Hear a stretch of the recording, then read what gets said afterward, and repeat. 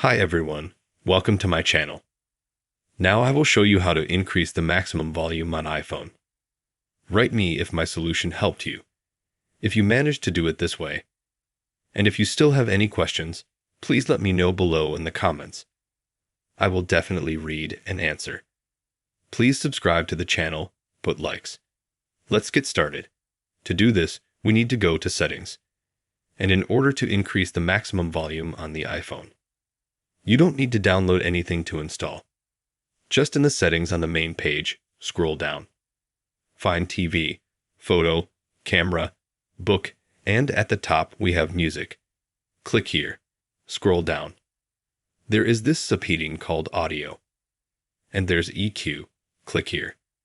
If you have a check mark here, whether it's off or something else, you need to change the check mark and put it on Late Night. Then exit. And here you have the sound check setting. If it's activated, you need to turn it off. So you have to put Late Night in the equalizer. And also sound check, you have to turn it off. And after that, you will really notice how the maximum volume on your iPhone has increased. Also, this method works on iPad, absolutely on any iPad, as well as on iPhone.